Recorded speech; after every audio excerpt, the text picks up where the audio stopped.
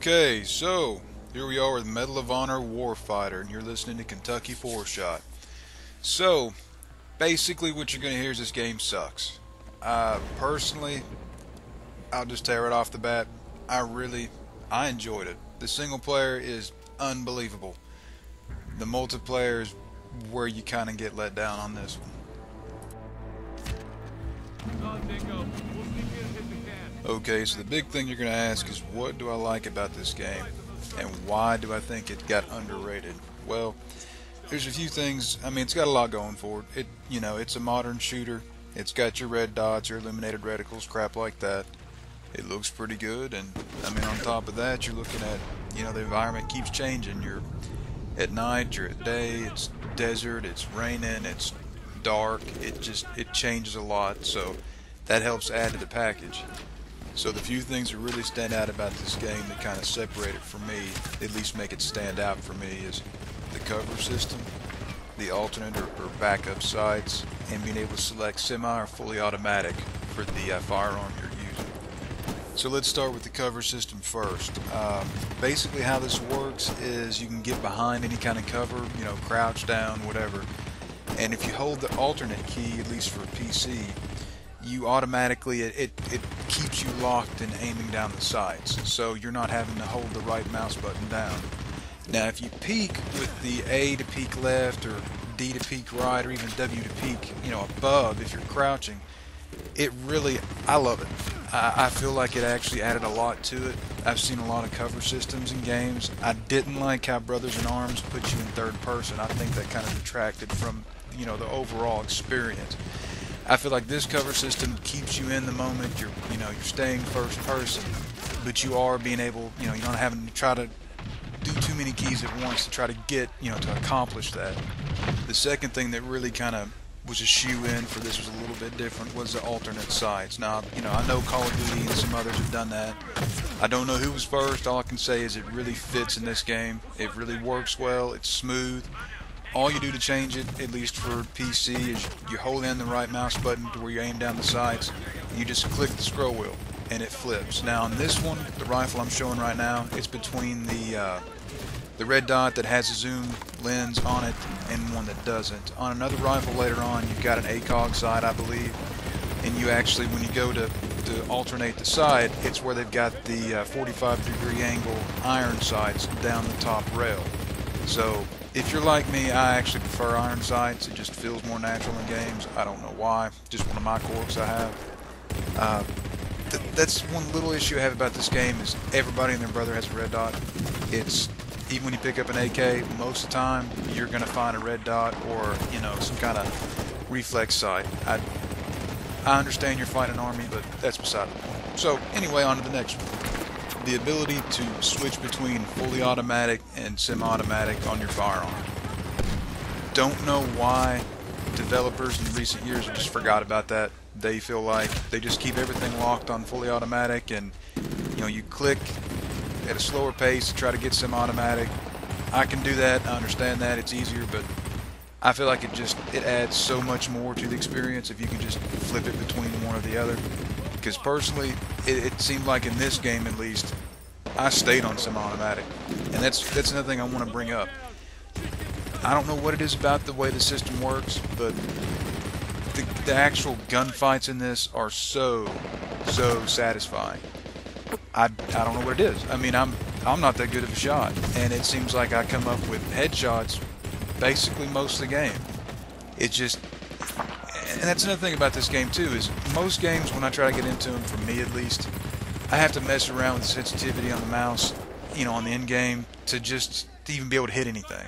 It feels like it's either way too slow or it's way too precise. And I even got a mouse where I can adjust the DPI on the laser to try to help that. This game, if I remember, I didn't touch anything.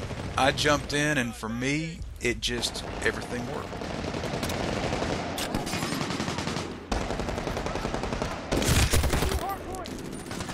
Okay, so I mentioned earlier that the game changes a little bit with environments. You also change the way you play it. In this part of the campaign, you're actually controlling the unmanned robot. It's a robot with a flashlight, an M240 machine gun, and some kind of grenade launcher, I guess. It's a little tricky to steer with the mouse. I imagine that with the gamepad it'd be easier. You can control the turret with one stick and the treads with another. But anyway, it works. Don't like how I can't, because you left click to fire and the machine gun just rattles off. A burst. You can't control that whatsoever. Don't like that. But anyway, it's rather short. Not really used much, so I can understand why they didn't spend a lot of time on it. It's still fun. So the next part in the campaign I'm going to show you is the sniping. You're locked in on this one. You can't move, you can't stand up, you can't do anything but aim. You can't even stop aiming down the scope. You can middle click and zoom in and zoom out, but you can hold your breath and it's kind of fun. Don't like how I can't get out of the scope, because the only way to look around is to go back to the minimal zoom and then try to look where you need to go, which I find really distracting. But hey, look, I've seen worse sniping missions in games recently. So here is the driving part. It's pretty fun. You can definitely see where EA may have used some of the parts from Need for Speed for this. Don't get me wrong, it's not a driving sim. You're locked onto a road, you can go forward or back, left and right. It's mostly linear. It's not too bad. Still fun. Still you get a lot more out of this package, I think, than some of the older shooter games were, where you didn't have this kind of thing. It's pretty common now, so it's not a standout kind of deal that separates us from the pack, but it helps the rest of the game. Okay, let's get down to the nitty-gritty. Things I don't like about the game, and I'll save multiplayer for last, and we'll get into that issue. This is about the single player. This is basically what we're focusing on. To start off with, it's linear as any other shooter right now. Later on, there's some missions that kind of open up a little bit. They let you take a few different routes, but it's not. We're not talking Stalker here. This is, it's your basic cinematic, first-person shooter. It's going to happen in a specific way. You're going to have to do things in a specific order with specific timing. That's not bad. It's cinematic. It makes it. You can't get this experience if it wasn't linear. I'll go ahead and put it like that. Just like all the other first-person shooters, this isn't going to stand out much. So, on to the next part. Ammunition. This drives me nuts about this game. If you look at the bottom right, I have 41 rounds in my magazine out of unlimited ammo. Your rifle has limited ammo, sort of. But back to the submachine gun. Submachine guns and pistols never run out of ammo. You can fire them all day long, and you just magically pull them out of your mag pouch, and you've got another one. Rifles can run out, but all you have to do is go up to an ally and hold E, and you refill your ammo. It would have been nice if you've only could have refilled it a couple times, but they just. I don't know why. They struggle for, and it's kind of a paradox, and I'll get into that later too. They struggle for realism. It's gritty. A lot of these missions are based on actual, operators telling their story of what happened, and of course they're going to Hollywood it up a little bit. But unlimited ammo, really? That just completely breaks realism for me. Basically any time I use a submachine gun or a pistol. The next thing that kind of, not really an issue, because it's more realistic like this, but they've got a huge paradox. But anyway, there's not a big choice of rifles and submachine guns and shotguns and all that in this game. It's very, very limited. Makes more sense. You're fighting an army, and in real life, most armies, unless they're rebels or kind of ragtag kind of deal, they usually try to use the same kind of ammunition, the same magazines. So, in other games where one guy's got, Dragunov, and another guy's got an AK, and another guy's got a, it doesn't make a lot of sense. So in this game where everyone's carrying, basically all the enemies carry the same thing, I can understand that. That makes total sense, and that's part of the paradox. It's a shooter game that doesn't have a lot of guns, but it's realistic in the fact that not everybody's carrying something different, where the logistics are, this guy's got a different magazine, that guy has a different ammo, spare parts, cleaning, all that. It makes sense, but it's a paradox, because you don't want a shooter that doesn't have guns, just like you don't want a racing game that doesn't have a lot of cars. It's they try to straddle the fine line, and it works. Not real well, not perfect, but it works. So eventually the conclusion is what you end up with is a game that struggles for realism. This is supposed to be based on mostly true missions. You've got, realistic physics. You've got all this gritty action. At the same time, you've got regenerating health, unlimited ammo. It just, the way it was put together and presented, I mean, I'll be honest, playability wise, if you just want to cut the crap and say, hey, is it worth getting? It comes down to the baseline of this. If you're paying full price, that changes everything. This, it's in the discount, it's in the bargain bin. I mean, if you can pick it up and it's not that much money, honestly, for single player wise, just pick it up. You're looking at basically most of the game through here. It's nothing fantastic, it's nothing superb, nothing cutting edge, it doesn't break any new ground, but it presents it in a very fun, satisfying way.